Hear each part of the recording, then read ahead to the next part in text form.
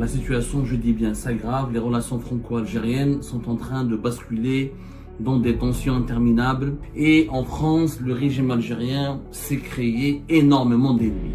Emmanuel Macron qui a tout fait pour se réconcilier avec l'Algérie, pour avoir de bonnes relations avec l'Algérie, il a multiplié les cadeaux. Mais depuis que la France a reconnu la souveraineté du Maroc sur le Sahara occidental, les relations entre les deux États, entre l'Algérie et la France, se déroulent et se détériorent. Mais aujourd'hui, le 6 janvier 2024, Emmanuel Macron a brisé le silence, il s'est attaqué directement au régime algérien. Il a même accusé le régime algérien de se déshonorer. Emmanuel Macron s'est exprimé sur la détention polémique de l'écrivain franco-algérien Boualem Sansal en Algérie. L'Algérie que nous aimons et avec laquelle nous partageons tant d'enfants et tant d'histoires entre dans une histoire qui la déshonore. A empêché un homme gravement malade de se soigner. Ce n'est pas à la hauteur de ce qu'elle est. Et bien là, les Français sont partis à l'attaque. Ils ont dit, on a testé l'approche de la négociation, ça n'a pas marché, et maintenant on teste la sévérité, on contre-attaque. Là, c'est la riposte. Là, c'est l'attaque française. Une attaque qui a commencé par l'arrestation des influenceurs proches du régime algérien. Un régime qui n'a pas d'honneur, c'est un régime mafieux. La situation, je dis bien, s'aggrave. Les relations franco-algériennes sont en train de basculer dans des tensions interminables. Et la crise algéro-française ou la crise entre l'Algérie et la France marque inévitablement le début de cette année 2025.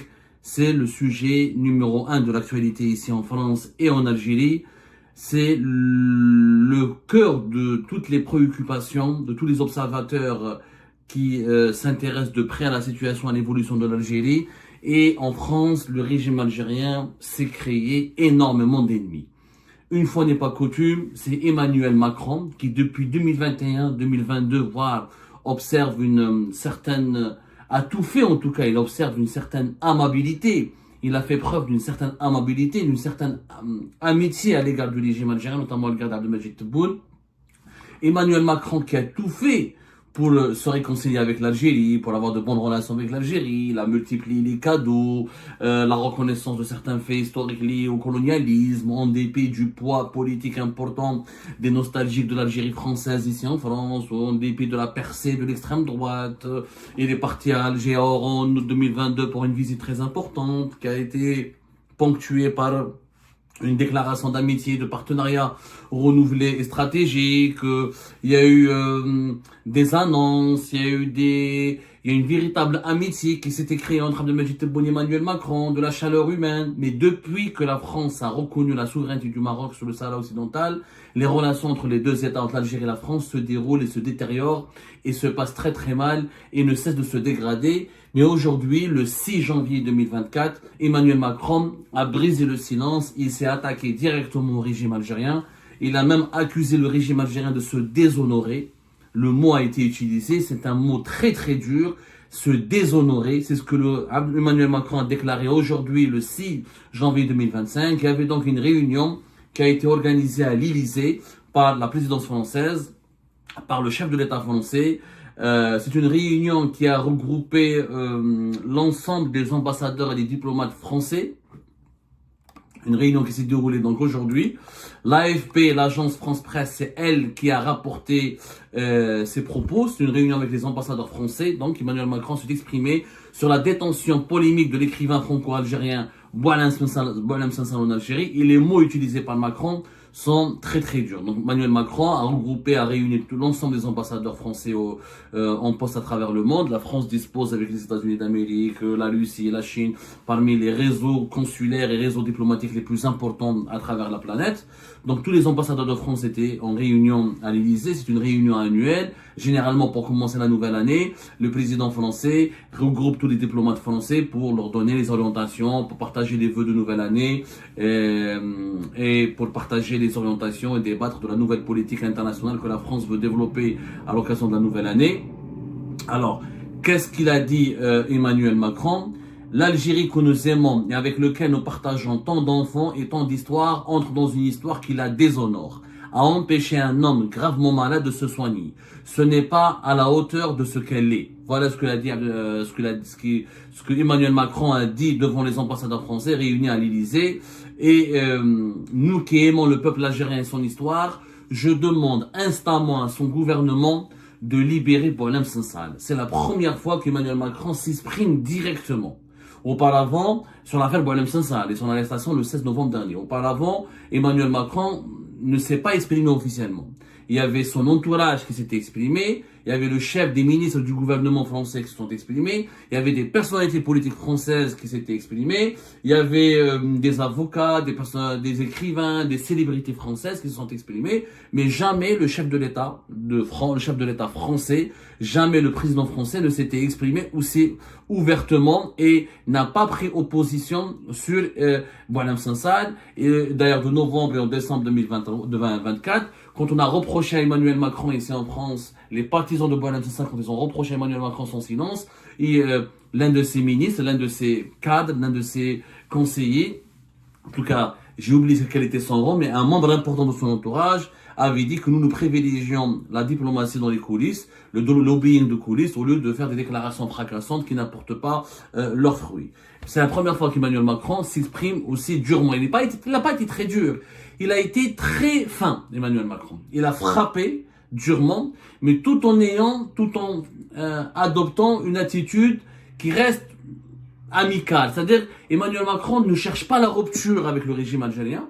Il laisse les portes ouvertes. Il a envie de garder contact. Il a envie d'envisager une réconciliation, mais tout en étant extrêmement sévère, puisqu'il parle de déshonneur. Il parle de déshonneur, il jette le déshonneur sur un régime qu'on accuse de déshonneur, un régime qui se déshonore. Lui, il a dit l'Algérie se déshonore, il n'a pas parlé de régime algérien, mais il vise pas le peuple, c'est très bien, tout le monde sait qu'en Algérie, c'est pas le peuple qui décide, c'est pas une démocratie. Les dirigeants actuels ont été élus par une minorité d'Algériennes et d'Algériens dans des circonstances extrêmement scandaleuses et peu démocratiques, pour ne pas dire absolument non démocratiques. Quand Emmanuel Macron parle de l'Algérie, il parle du régime algérien, il parle du système. Le système se déshonore. Cette déclaration d'Emmanuel Macron intervient 24 heures après une déclaration du chef de la diplomatie française, je dis bien le chef de la diplomatie française, qui parle monsieur Jean-Noël Barrot, Jean-Noël Barrot, lui, c'était hier le 5 janvier 2025, dans un entretien accordé à 4 médias français qui sont Le Figaro, Public Sénat, c'est la chaîne parlementaire française, M6 et RTL, Jean-Noël Barrot a expliqué que l'État français aujourd'hui, il a des doutes sur la volonté des dirigeants algériens de respecter la feuille de route des relations bilatérales franco-algériennes. Voilà ce qu'il a dit plus précisément. Nous avons en 2022 rédigé une feuille de route. Nous tenons à ce qu'elle puisse être suivie. Feuille de route, c'est le fameux accord qui a été signé par Abdelmajid Tebboune en août 2022 avec Emmanuel Macron. C'est une déclaration de partenariat, si vous vous rappelez bien, lors de la visite de Emmanuel Macron. Voilà, on va essayer de la retrouver. Déclaration de partenariat, l'intitulé exact, Macron-Tebboune, août 2022. C'est la déclaration d'Alger pour un partenariat renouvelé entre la France et l'Algérie, qui a été signée le 27 août 2022 par Abdelmajid Tebboune et Emmanuel Macron, qui l'a signé. Il a signé ce document à la fin de son séjour à Alger, lorsqu'il était rentré d'Oran.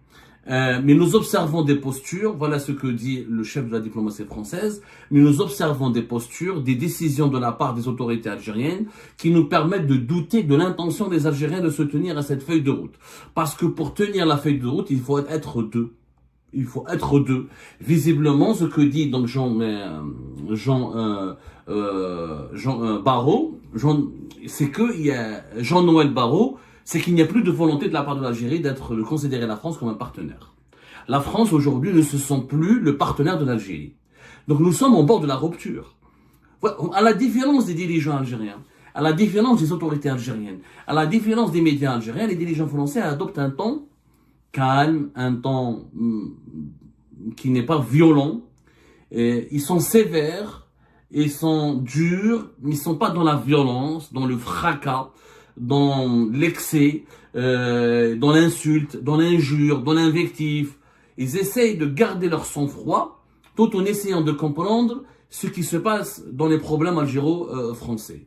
Donc, quand la veille, le chef de la diplomatie française dit que nous avons des doutes sur les intentions des autorités algériennes, Nous avons des doutes, c'est-à-dire un échec sur la volonté des autorités algériennes à respecter ce que nous avons conclu dans la déclaration de août 2022. Et quand il dit que nous observons des postures, des décisions de la part des autorités algériennes qui nous permettent de douter de l'intention des Algériens de se tenir à cette feuille de route, parce que pour tenir la feuille de route, il faut être deux.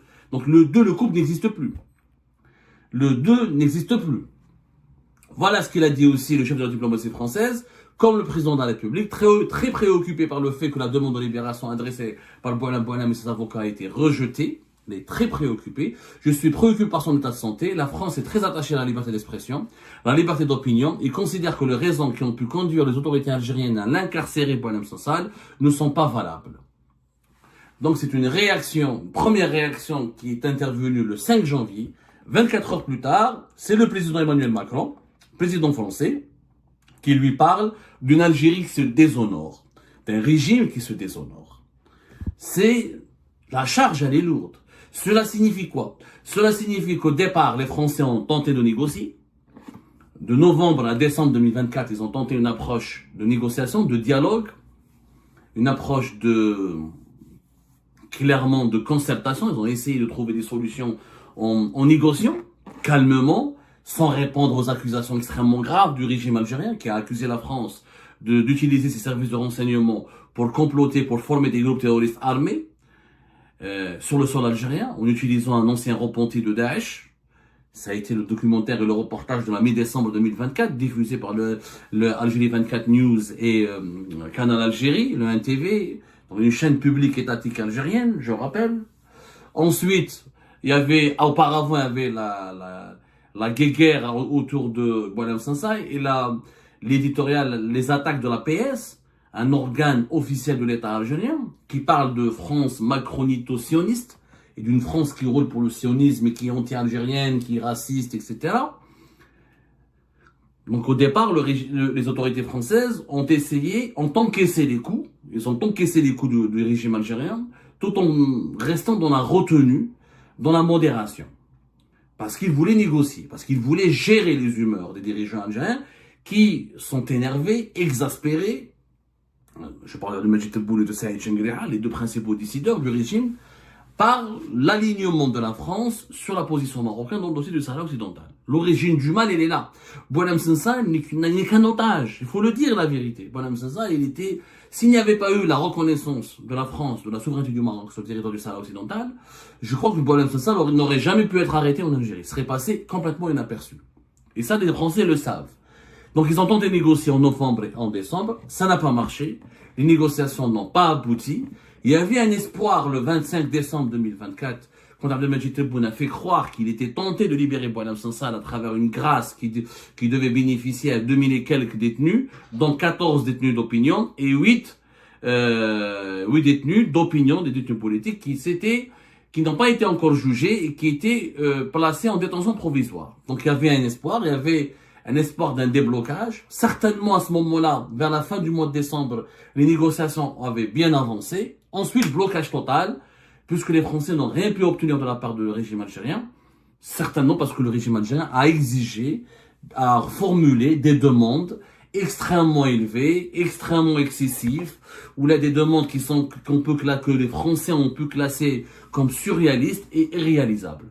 Comme le blocage a perduré au début du mois de janvier, et ben là, les Français sont partis à l'attaque. Ils ont dit, on a testé l'approche de la négociation, ça n'a pas marché, et maintenant on teste la sévérité, on contre-attaque. Là, c'est la riposte, là, c'est l'attaque française.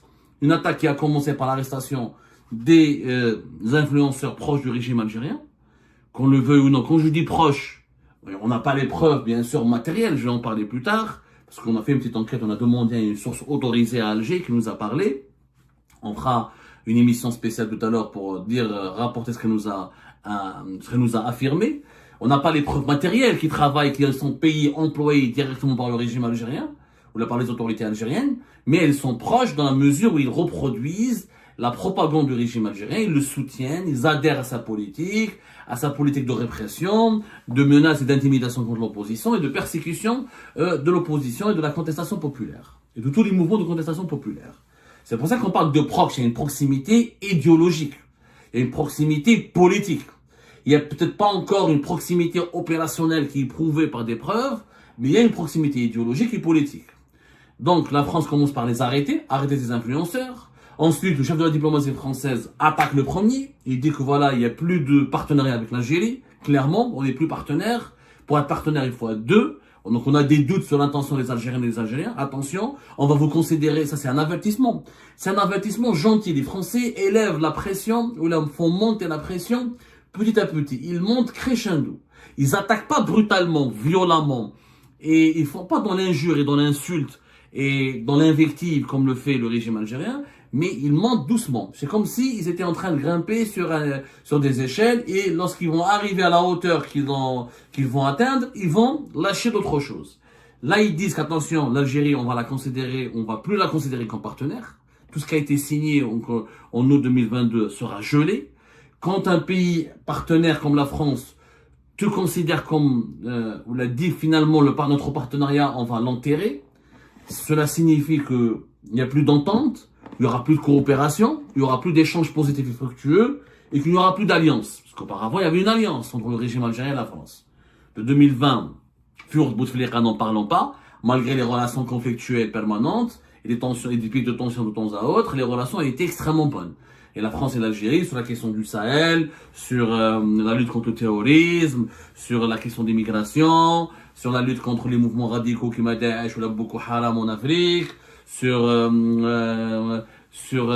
sur le dossier du Sahara occidental, il n'y avait pas autant de malentendus. En tout cas, il y avait une certaine entente très harmonieuse entre Alger et Paris à l'époque de Bouteflika. À l'époque de Tebboune, ça commence très très mal en 2020. Ensuite, il y a une petite réconciliation. Ça retombe en 2021. 2022 à 2024, il y avait une lune de miel entre Tebboune et Emmanuel Macron. Tebboune a soutenu la campagne. Emmanuel Macron, pour son deuxième mandat, il a été soutenu par l'Algérie. Emmanuel Macron a soutenu Abdelmadjid Tebboune pour son deuxième mandat.